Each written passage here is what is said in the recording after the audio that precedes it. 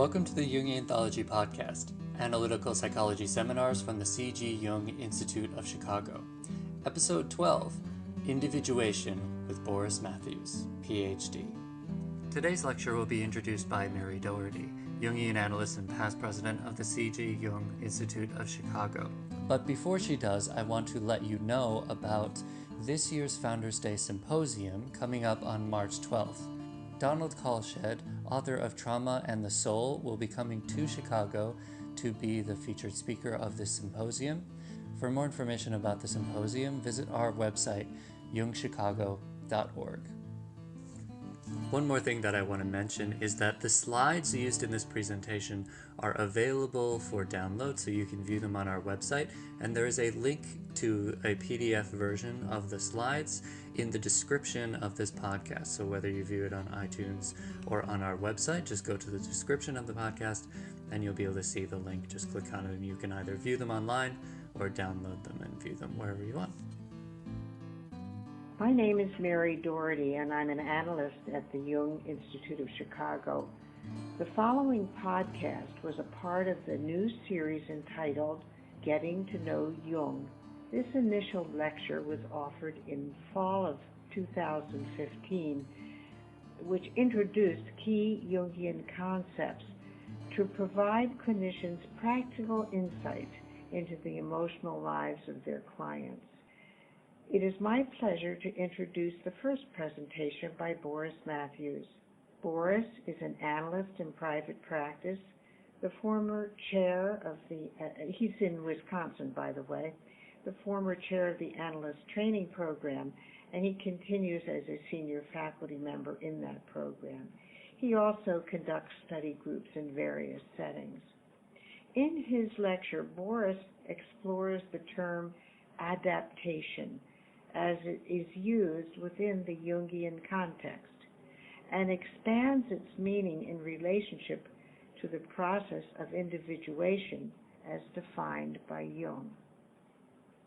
Boris speaks of adaptation as articulating one's potential, of recognizing the law of one's own being, and of living with conscious, deliberate intention. He goes on to explain that there is an adaptation to outer conditions as well as an adaptation to inner conditions. Adapting to both the outer and the inner conditions of our life requires that we engage Jung's dynamic use of psychological types and attitudes. Boris then grounds these concepts in clinical practice by applying them to the amplification of his patient's dream material. I think you're going to find this tape very useful.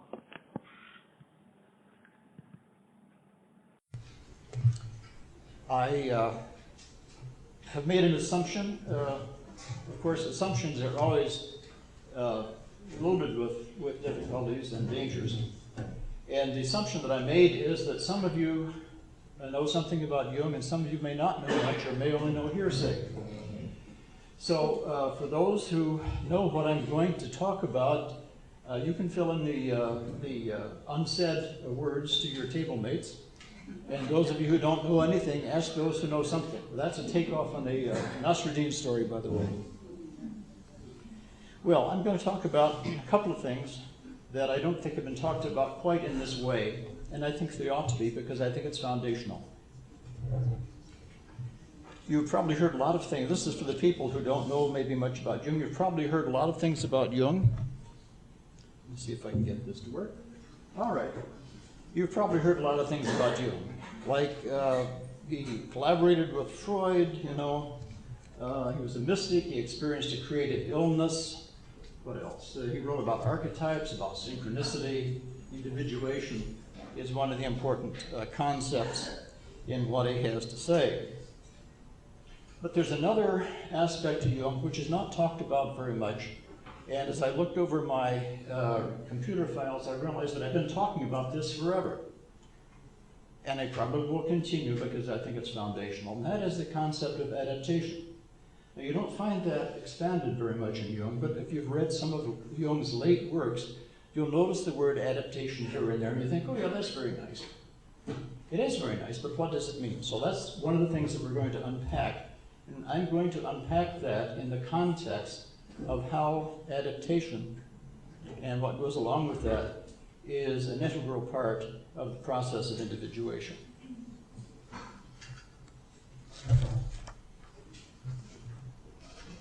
So individuation means several things. It means becoming whole, that's one of them. Wholeness, of course, means some actual knowledge about oneself. It also means self-acceptance. Self-acceptance, as I will quote Jung in a moment, is not an easy thing, but it's an important thing. As Jung says in this passage, self-acceptance sounds very simple, but simple things are always the most difficult. In actual life, it requires the greatest art to be simple, and so the acceptance of oneself is the essence of the moral problem and the acid test of one's whole outlook on life. Now, self-acceptance means also accepting as real where we stumble, where we fall, where we screw up.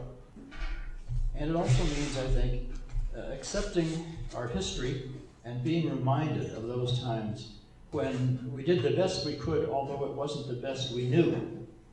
And so there's still guilt and shame and embarrassment around that. And embracing that too. Not flaunting it, but saying, yeah, all right, that's part of me, that has been part of me.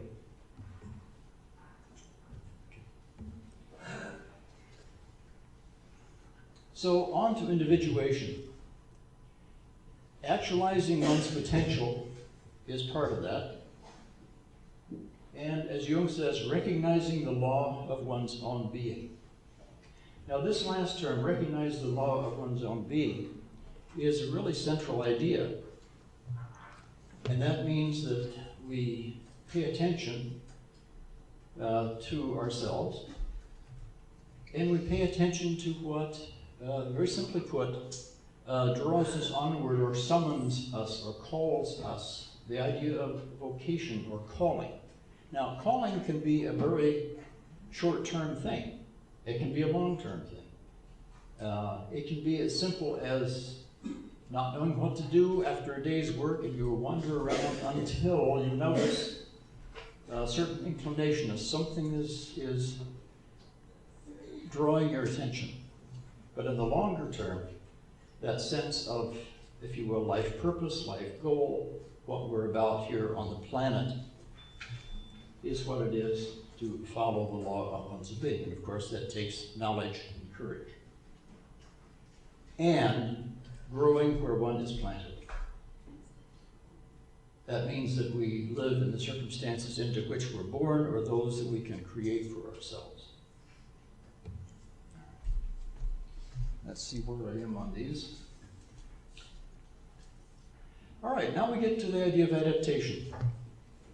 This is something that Jung first talked about in a lecture in October of 1916. This was after he had parted company from Freud. There was a series of lectures in Zurich that summer, and Jung delivered a lecture in October from which some of these basic ideas are taken. You can find them in volume 18. Adaptation needs to be conscious.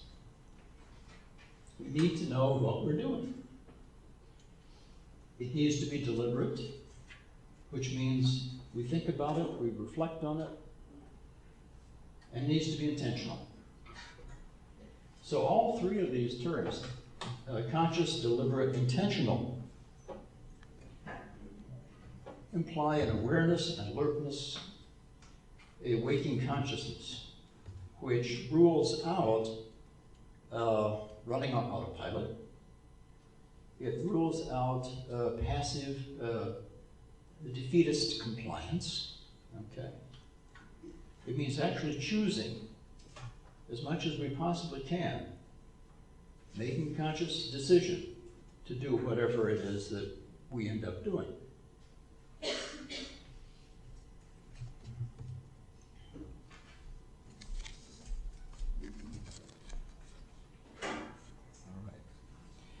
So now there are two vectors in adaptation, or two points of view, if you will, which are crucial. Adaptation to outer conditions, adaptation to inner conditions. The adaptation to outer conditions means the world around us, the conscious judgments we have made, the situation we're in, our waking context, however long a time period that extends to. It's the day, it's the week, it's the month, it's the decade, it's the phase of life. So making a conscious, intentional, deliberate way of finding a way to live with outer conditions, which are as good as we can make it at the time, or good enough. Now, that's fairly easy to grasp, but when Jung talks about adaptation to inner conditions, we're in a little bit of a different dimension. So let's see if I can find what he says here about that. He says, this is from volume 18, the end, Adaptation, Individuation, Collectivity is the name of the essay. He says, by inner conditions are meant those facts or data which force themselves upon my inner perception from the unconscious, independently of my conscious judgments, and sometimes even in opposition to it. Adaptation to inner conditions would thus be adaptation to the unconscious. This is really loaded, and this is really crucial. And I'm going to read it again. And a contrast. Okay, so I've just read inner conditions. What does it say about outer conditions? Now I'll get back and reread. By outer conditions are meant not only the conditions of the surrounding world, but also my conscious judgment, which I have formed of objective things. Then now reading their inner conditions, quote, by inner conditions are meant those facts or data which force themselves on my inner perception from the unconscious, from outside of my waking consciousness, okay? Independently of my conscious judgment, and sometimes even in opposition to it.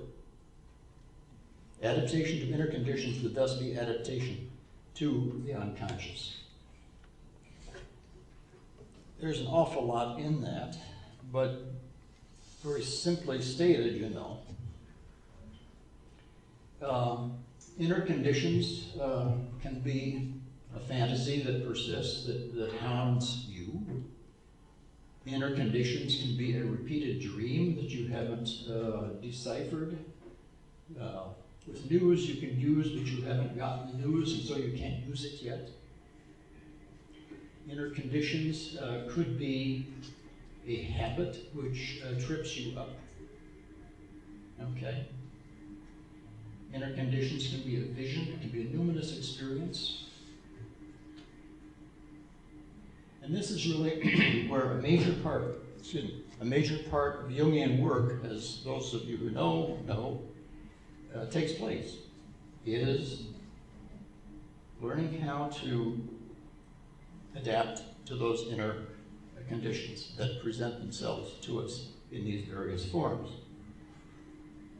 So the optimal situation is finding this relatively functional balance between extroversion and introversion, between adaptation to outer conditions, which we can recognize as extroversion, and adaptation to inner conditions, which we can recognize as introversion.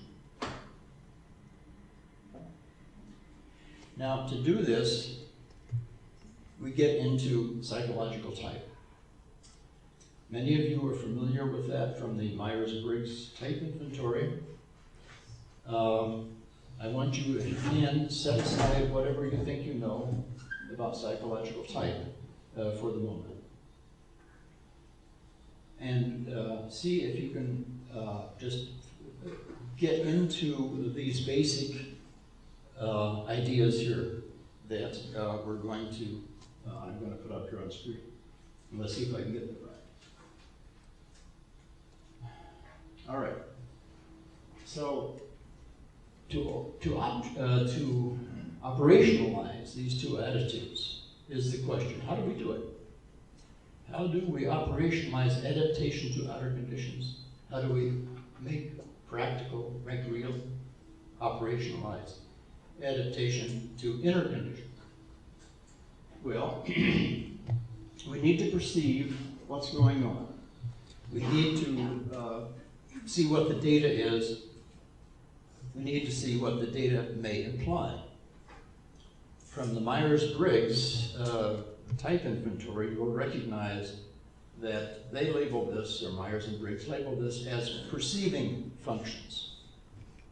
Yeah, perceiving functions. Registering the data, internal data, external data. Then we also have to make choices, decisions, judgments about where the data fit and what the data mean.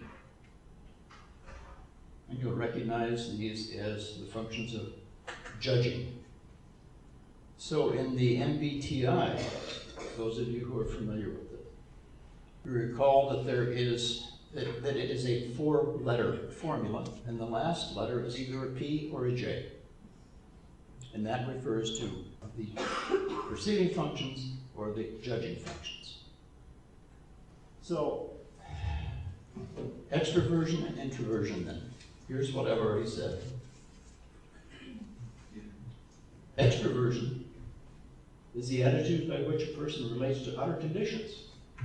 Not only the conditions of the surrounding world, but also the conscious judgments which a person has made of objective things. And this definition is actually from that 1916 talk, which is in the collected works. Introversion is the attitude that relates one to inner conditions, meaning those facts, those data which come to us from the unconscious, from inner perception of what's happening and brought to our attention in that way. Adaptation to the two inner conditions then is adaptation to the unconscious. I'm going to take a brief riff here as something that's not on screen. As you know, psychological type has become popular. It has turned into a trade for some people. It's kind of a stepchild in analytical psychology, which is most unfortunate. It's not paid adequate attention to. But very often, you will hear people say, well, I am a T, or I am an extrovert. I am, or so-and-so is an introvert. And I protest that vehemently. Because it's not what Jung had in mind. It does not serve us well, and it misses some very important points. So here's what Jung himself said in the preface to a 1936 edition,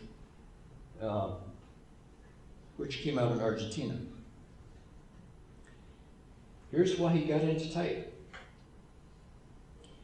If one is plunged, as I am for professional reasons, into the chaos of psychological opinions, prejudices, and susceptibilities, one gets a profound and indelible impression of the diversity of individual psychic dispositions, tendencies, and convictions, while on the other hand, one increasingly feels the need for some kind of order among the chaotic multiplicity of points of view. This need calls for a critical orientation and for general principles and criteria, not too specific in their formulation, which serve as points of reference in sorting out the empirical material. All right, he wanted a critical psychology. He wanted something not too specific and not too general that would really be workable in a clinical setting. And then he says that a fundamental tendency in his work has been overlooked. And that is, well, let's see. The tendency was not to create a characterology, he says. My typology is far rather a critical apparatus serving to sort out and organize the welter of empirical material, but not in any sense to stick labels on people at first sight. And I could just hear him growling as he wrote that. It is not a physiognomy. It is not an anthropological system, but a critical psychology dealing with the organization and delimitation of psychic processes that can be shown to be typical. So there are some critical words, psychic processes which can be shown to be typical. So no human being is just a psychic process. All right. We have available to us extroversion and introversion, these two attitudes. We have available to us the functions that we will get to here in a moment. Okay. So let's see what I've got here.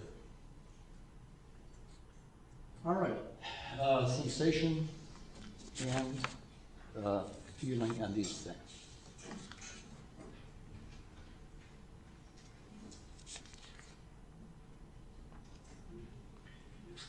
As you can see here, the perceiving functions would be what Jung calls sensation and intuition, and the judging functions would be what Jung calls thinking and feeling. Perception of data with the physical senses. Fair enough. Intuition. Perception of data without benefit of physical senses. That's my phrase. Jung says via the unconscious, which doesn't really help us very much. Okay. Perception of data without benefit of physical senses. We don't need our eyes, we don't need our ears. It's in the mind's eye, it's in the mind's ear that we perceive these things. Thinking is a way of judging where data fit in recognized or into known patterns, or judging, thinking is also the process of creating those patterns. I'll give an example. And then we get to the difficult one, feeling. Feeling, in its narrow sense, and its precise sense as Jung uses it and as it ought to be used in analytical psychology, is evaluating data in terms of human value. Now, why is it so difficult to get clear what the feeling function is? So I'm going to go through several negative definitions. And I will preface that by examples of how the word feeling is used. I feel anxious this morning. That's an emotion. I feel tired. That's perception of a physical state. Well, I feel that this is a very humid day. That's a judgment. That's, again, a perception. I feel I ought to X, Y, and Z. Okay. Well, is that think, or is that the pressure of a superego acting on me?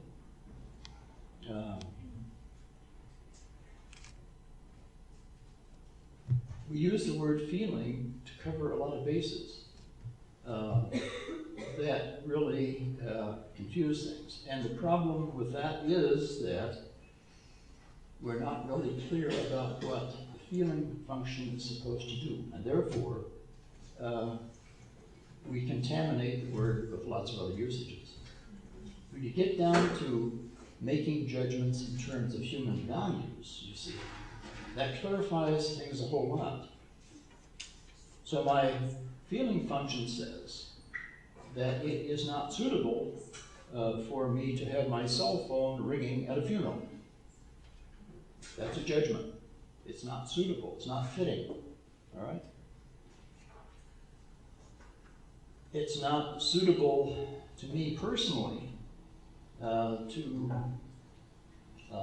put up with a lot of extended loud noise.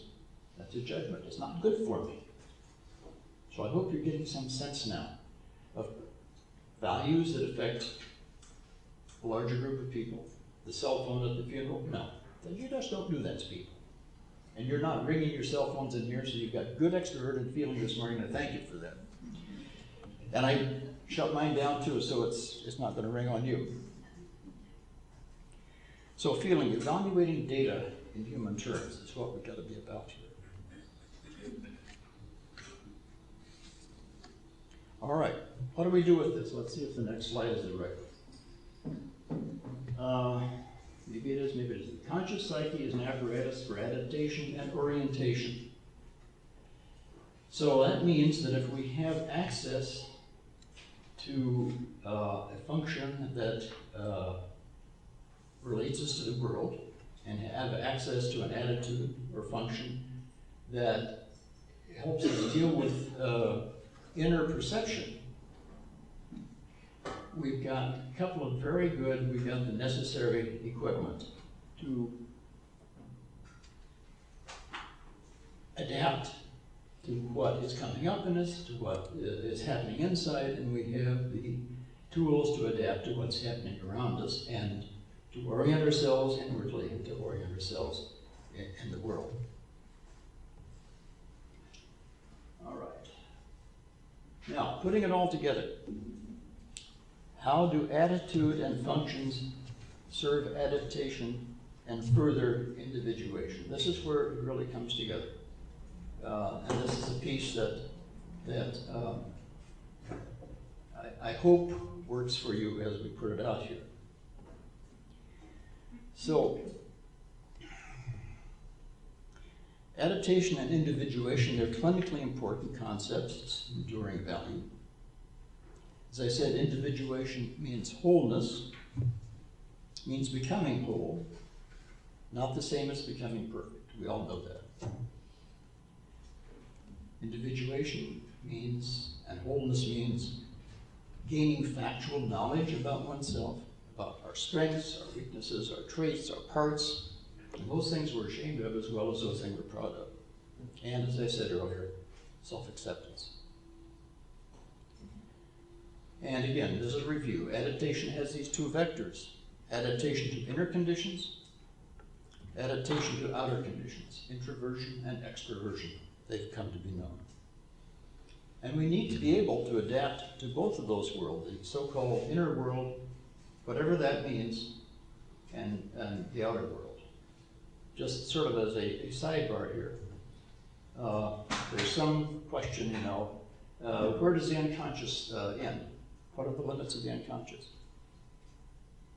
Well, that came up just this morning in a talk I had with somebody. Is the unconscious limited by my skin? Maybe, but I don't think so. The unconscious, you know, is really a negative statement. It's all of which I am not aware. So, who knows what the end is? So we need to be able to adapt to both the inner world, whose limits we cannot determine, and the outer world that seems pretty definite and finite. And so that we have then these four functions, these tools. We've got perceiving, we've got judging.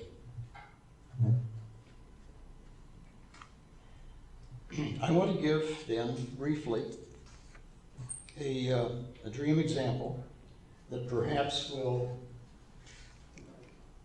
illustrate how this might work. I have permission to use the dream, which is always a good thing to have.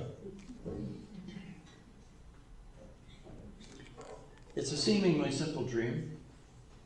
The dreamer relates that he is observing a scene. The setting is the high desert of the West. He sees himself in one of the train cars on a 19th century train chugging through the high desert. It's daytime. In the dream, he knows that there are bandits running along the top of the train cars, as was wont to be the case in the Western movies we saw as kids. And in the dream, the dreamer in the car says, if I can lock the doors and close the windows, I will be safe from those bandits. So he secures the windows and he locks the doors, and he's very satisfied with himself that the bandits now are excluded. But then, suddenly, a bandit has been perched up somewhere and lands on the dreamer's shoulders, and he awakes terrified. So he brings us to analysis. Now, those of you who know how to work with dreams, you can take a couple minutes snooze here while I tell those who don't know how Jungians work with dreams, how we go about it. We need to know who the dreamer is. And we need to know who the dreamer is because of a very fundamental relationship between the unconscious and consciousness. And that relationship is called compensation. Consciousness does not have the full story, whatever the story is. The unconscious, according to Jung, will supply missing information that is important for the dreamer to be aware of. So in this dream, the dreamer doesn't know whatever news this dream is bringing. All right. What about the dreamer? We need to know not only about compensation, we need to know something about the dreamer himself. Well, this is a guy in his 30s, an academic type, pretty heady, pretty timid, pretty scared, to be assertive. So there we have just a thumbnail that's adequate for understanding the dream. So what we see here is a defensive move in the dream. Locking the windows, locking the doors, and feeling that he has excluded the bandits. All right? So you ask the dreamer, well, for you, what is a bandit? And the answer is the person's, the dreamer's particular sense. He says, well, they're outlaws, you know. They just do whatever they want. They take whatever they want. They don't give a damn about anybody. Okay. So now we have what the dream is saying, what the dream is showing the dreamer. So what it seems to be saying is that you're trying to exclude what looks to you like a bandit. But you know, if you strip away that rather exaggerated portrait, it's really an image of going after what you want. Mr. Timid, going after what you want. But it's shown in the dream as a bandit because that is how the dreamer feels about self-assertion. All right. It was a useful dream. He got another one later on that amplified that also. So now, what does he need to do in terms of what we've talked about in adaptation? Well, he's gotten some data, all right, from the inner sense. And that's the dream. Here, the dream provides us data. It talks about a defensive attitude, and it talks about a fear, a terrible fear actually, of self-assertion and how it is so prohibited.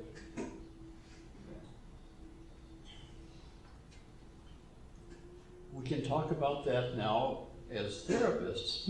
Okay, we can relate that fear of self-assertion to the defensive structure. Those are obviously T operations that we're doing here.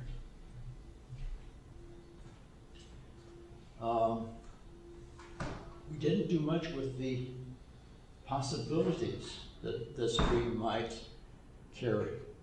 But as therapists, you know, we can say, well, for us, as practitioners, looks like we need to find some way to work on this guy's fear of self-assertion, sense of safety with self-assertion.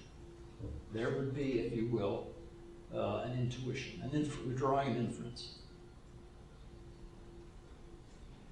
We also see from the dream the dreamer's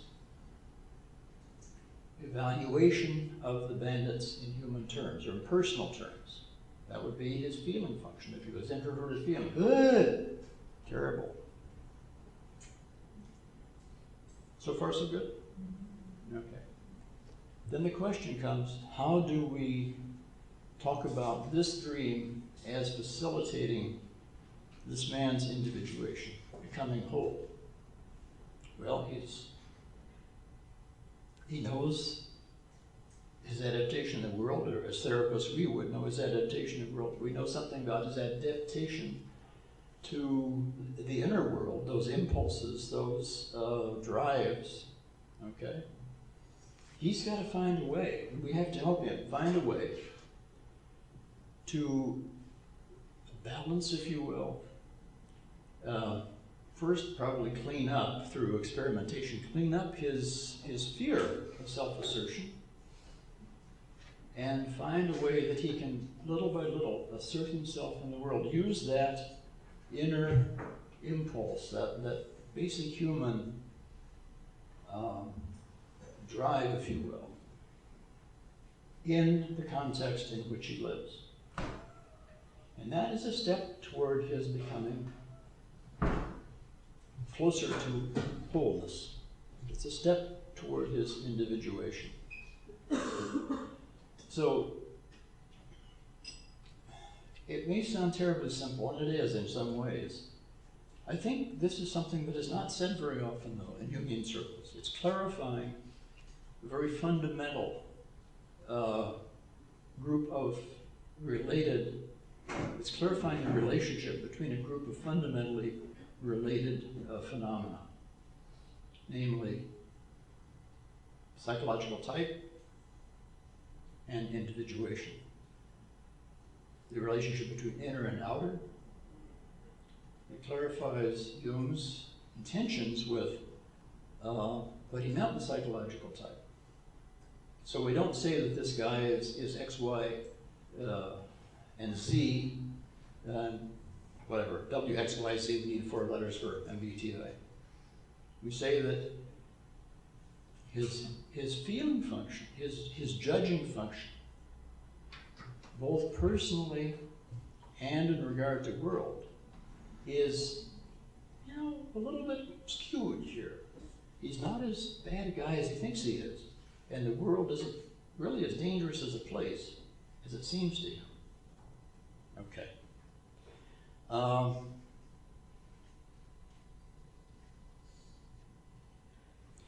So, finishing up here and leave time for, we got about, I'll leave you a few minutes here for questions and comments. Let's see what my next slide is. Okay, we did that. All right. Then in Jung's essay, Development of Personality, he has this really wonderful passage. And he characterizes the goal. He says, the goal, or he wrote, the goal is approached through the optimum development of the whole individual human being, which calls for the absolute affirmation of all that constitutes the individual, the most successful adaptation to universal conditions of existence, coupled with the greatest possible freedom for self-determination. And of course, this is a trade-off. You got to make these choices. You got to balance what moves in you. I've got to balance what moves in me against my judgment of how it's going to fly in the world around me. So we need knowledge. We need to be able to observe ourselves. We need to be able to observe the world around us. I think as clinicians, we do this all the time with our clients without perhaps having this level of clarity, if you will, of the moves, of the transactions, of the interventions that we are performing. Okay, we've got about 10 minutes. I would be glad to hear your questions or comments or responses. So, go for it. Remarks? Yes? Can you just repeat the piece that you said about this is something that you don't hear very much in Indian circles, and it was about the relationship. Something is clarifying the relationship between those. Yes. You can ask other analysts here in the audience today, but my sense of it is that I don't remember seeing a close connection in anything that I've read between psychological type, as Jung talks about it, and the process of individuation. Okay. In other words, this adding in the psychological type piece, the adaptation part, operationalizes a process. It makes clearer what we've got to do if we really are serious about becoming whole. Okay, what have I got to do to become whole? Well, here are the steps, you know. I've got to know myself. I've got to get the data about myself. I have to understand where that information, that data fits. That would be the thinking function, okay. Certain abilities, certain inclinations. Well, where can I use these particular inclinations, these particular interests in the world? All right. What are the possibilities? That would be the intuitive part. Fine, I have these traits or these interests. What can I do with them? And then the fourth part is evaluating how satisfying will that be? How well will that work in the world? Now, so far so good? I think this, you're saying those four elements, it's as if those provide a certain, almost like a, not to oversimplify, but almost like a step-by-step. Just about. Yeah. Just about. So an example just came to me that maybe will be helpful. See if I can get it specific enough. Well, somebody recognizes that he or she has a great interest in, give me an example, a great interest in something, but looking around the world cannot perceive where it would fit. You know, what can I do with this? How can I earn a living? This is what I'm really passionate about. But can I earn a living with it? There we're using psychological type. It's self-perception, but it's also looking out to adapting to the world, finding a place. Where can I make the most of this talent in the world, get paid for it, and live indoors, you know, and have groceries in my fridge? I think some of you have been there. Okay. Is that helpful enough? Did that clarify things okay? Okay. Okay, the gentleman. In your own clinical experience, what would be the biggest challenges or barriers for a person to get to a point of individuation? The biggest challenge? Yes. Or challenges? What I'm going to say is, again, borrowed from Jung, and I can't tell you where he says it, but he does. The biggest challenge is to become a problem to oneself. That is absolutely the biggest problem. When a person says, I can't stand myself, I can't stand the way I am. Okay, then we got something to work with. So after that, then, I think the next big challenge probably is to be able to start seeing where one trips oneself up. Okay? And often that will come up early as a big dream, showing the goal, and then subsequent dreams tend to be closer to a current lived life. Just a very brief dream example. And this one was published by Max Zeller in a series called Dreams of a Successful Man. And there's, as I recall the dream, it's in a series, and there's something in a Mexican shop that this man wants. And he rides up to it, but he's on horse. And the door is very low, you know. And he realizes in the dream, if I'm going to get into the shop, I have to get off my high horse. Okay, this is the kind of thing that does come up. I saw a lady's hand over here, and then you, sir. Yeah. What is the impact of the collective unconscious? What is the impact of the collective unconscious? Plenty. All right, the example I'm going to give are one of Jung's dreams before the outbreak of the First World War. Okay, and you know those? Okay, you can see them in memories, dreams, and reflections, I think. But Jung is riding in a train. I believe he has these dreams 3 times, or versions of them. But he's riding the train, he dozes off, and he has this dream or vision of a flood. Europe is being flooded, and the flood is a flood of blood. And everything is being wiped out, buildings and people and roads and churches and everything. And the flood rises higher and higher and higher. And this was early August, late July of 1914. And he wondered if he was going crazy. Now that's another talk about what's crazy and what is not crazy. But anyway, when World War I finally broke out, he realized, oh my God, that is not a personal dream. That is a dream about what's happening on the planet. So people do get these kinds of big dreams. But I think probably more often people get big dreams which are more personal, that say something like the train or the door, or another one where a man dreams that he sees a little girl lying in an emaciated little girl figure lying in a dusty road, and clenched in one of her hands is a lump of gold. It's clenched so tightly that it has the imprint of her fingers. And then rabble kids show up suddenly and say the gold and lunge for the figure lying in the road.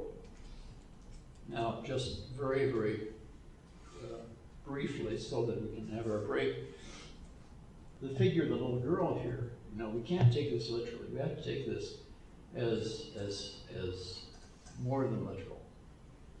So just cut quickly to the chase. The little girl represents that function of relationship with the unconscious, or that would be that inner directed vector in adaptation. That would be introversion in that sense of perceiving and relating to what's happening. So that the emaciated little girl is a visual equivalent to introversion, if you will, to the introverted attitude. And it's saying, there's gold, but your relation to it is emaciated. And it's threatened by whatever these rebel kids represent. This podcast is distributed under a Creative Commons Attribution, Non-Commercial, No Derivatives license. Share it all you like as long as you maintain the attribution to the speaker, but please do not change it or sell it. If you like this episode, tell your friends about us or leave us a review on iTunes. For more information about classes, training programs, videos, audio, this podcast, or to find a Jungian analyst near you,